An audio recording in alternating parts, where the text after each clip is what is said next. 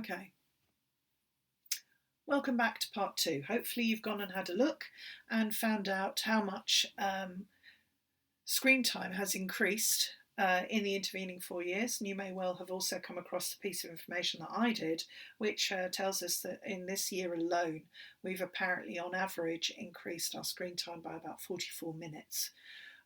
So, thanks to the lockdown, I'm personally sure that I've increased my screen time by far more. Certainly, if the amount of Netflix that I've got through is anything to go by.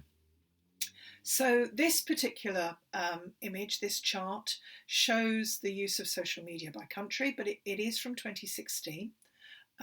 And this is part of some commercial research that's been done, and in fact the next slide is also taken from some commercial research. This may be something that you want to have a look at broadly, because academic research can take a considerable amount of time to actually get published. So that means that things that you're looking at that have been published this year may actually be based upon research from, say, 2-3 years ago, because, as I say, academic research takes time.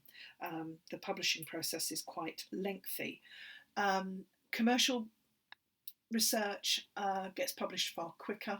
And is widely used by media companies, marketing companies, and so on.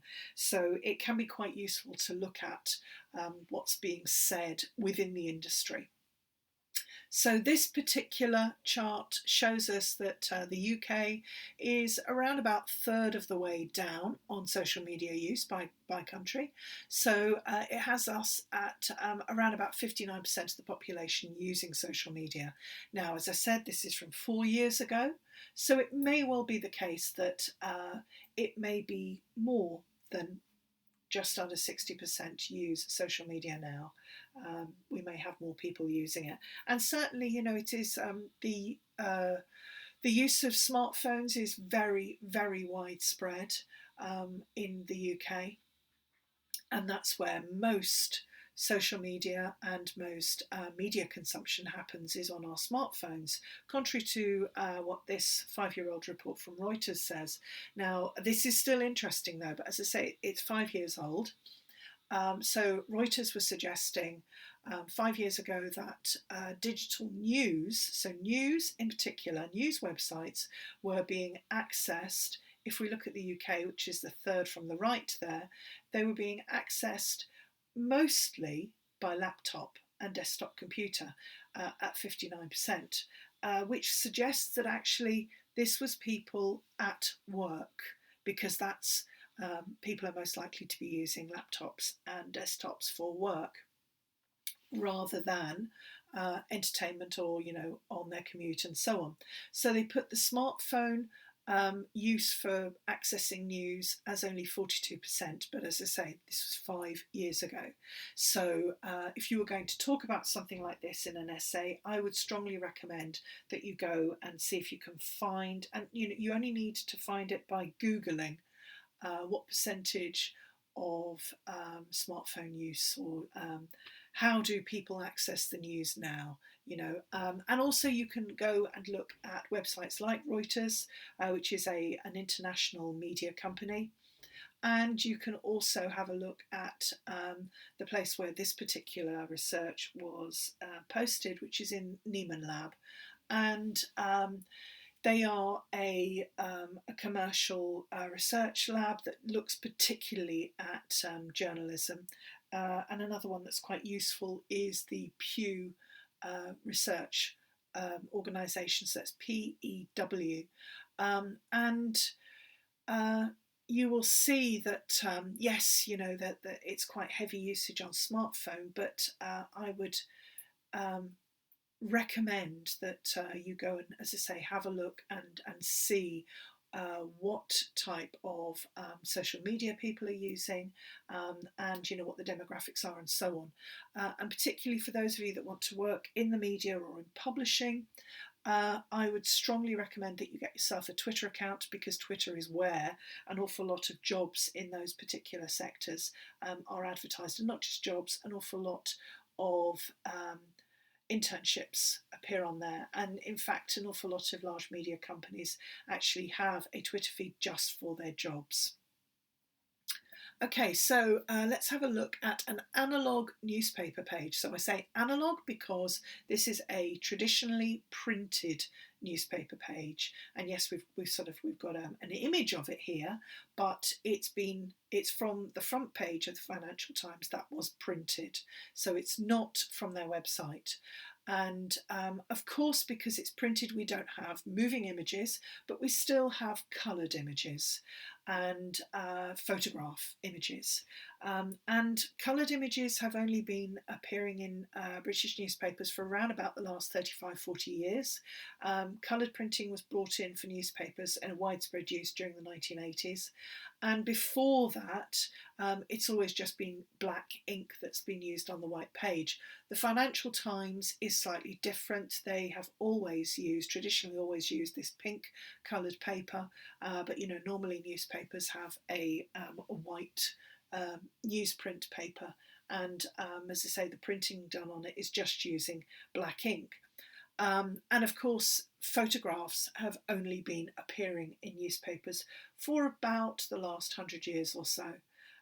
Obviously, photography dates from the late 19th century, from sort of the 1890s and so on, and a little earlier. But it's not really until the beginning of the 20th century and sort of post First World War that we start to see really widespread use of photographic images appearing in the newspapers.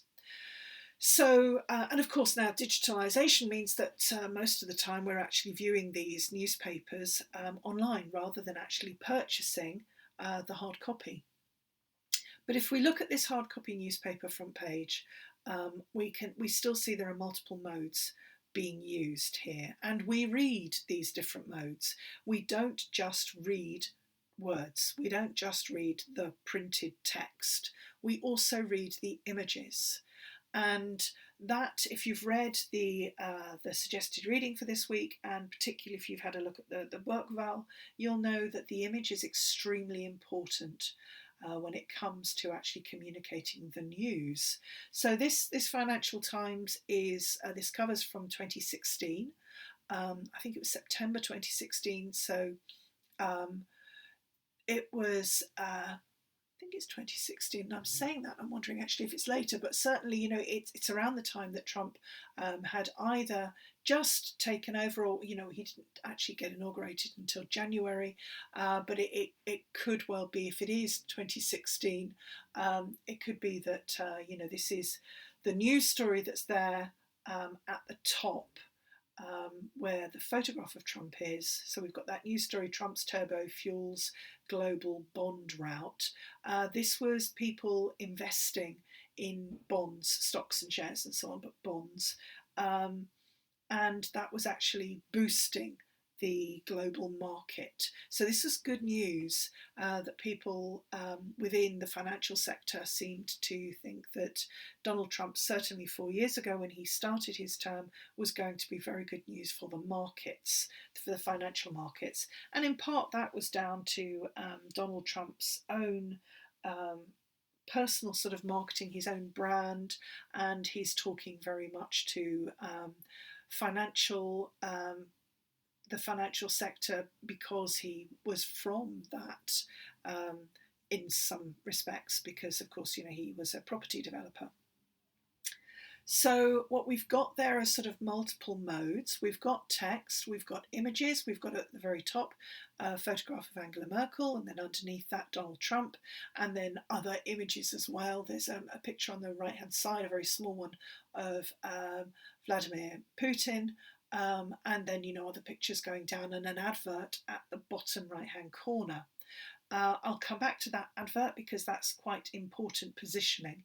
But if we think about the images, first of all, as I said, if you've looked at the book file, you'll know that the composition of images are is very important. That composition is extremely important. Now we may say that neither of these photographs, the ones of Merkel and the one of Trump, we may say, well, that hasn't been posed. The one of Merkel might have been, but it's unlikely.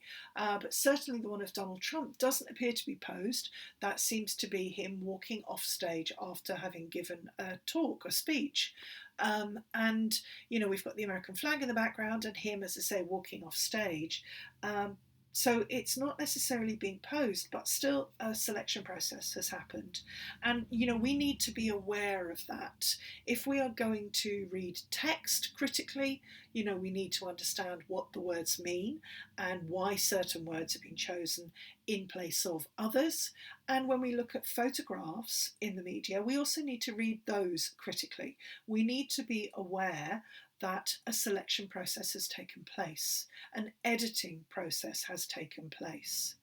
So the selection process of this photograph will have started right back with the photographer. He or she selected when to press the button, when to capture this particular image, and there will have been multiple images that were then sent to the Financial Times, or it may be a photographer working for the Financial Times, so that's the photographs they took that day.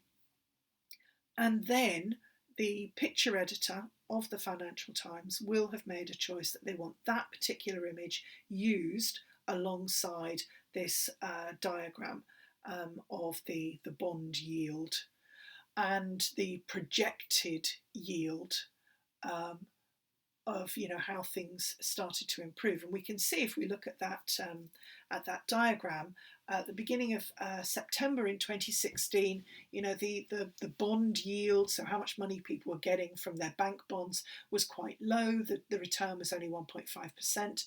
And then we see at that second red mark, the second red dot, the US election result, November 9th, it had gone up by 2.06%, so not much.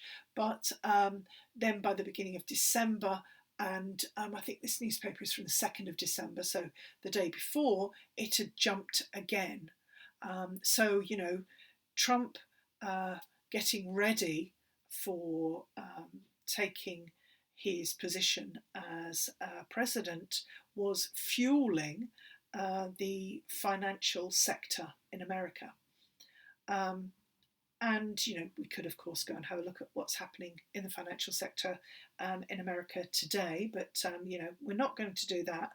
The point being here that we have multiple different modes giving us information. So we have the text on the left-hand side giving us the information. Then we have an image which gives us, a diagram, first of all, that gives us a visual depiction of what is going on. And, it's very clear that the line is going up, so, making money for people. And then we have this picture of Donald Trump.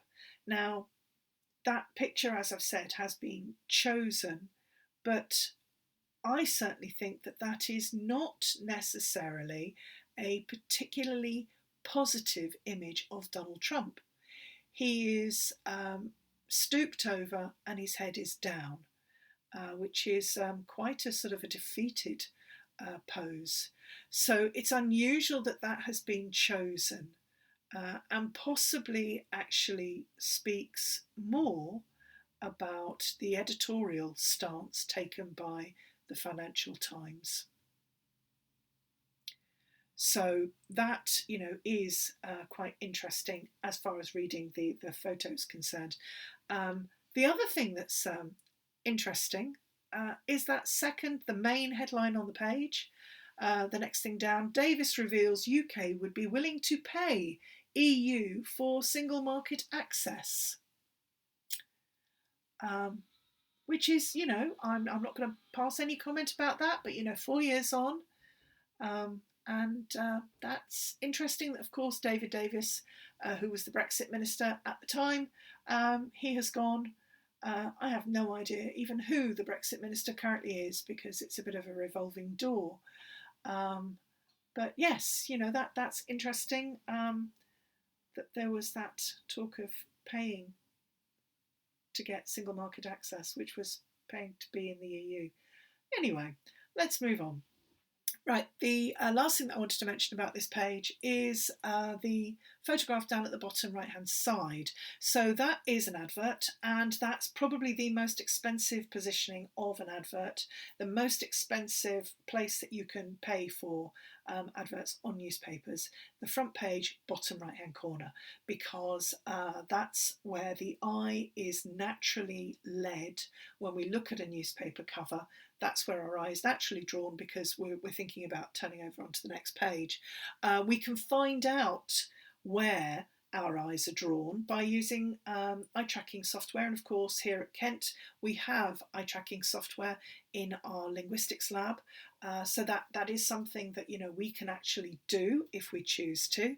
But it's something that commercial marketers, commercial researchers will actually be looking at to find out, well, where do people look at not just front pages of newspapers, but where do people look on website pages as well? And then everything that is on the page is organised according to where our eye is drawn to. There are an awful lot of very sound ideas behind all of that and why we do those things. Okay, we're going to pause there, and then we're going to come back and look at a little bit more theory.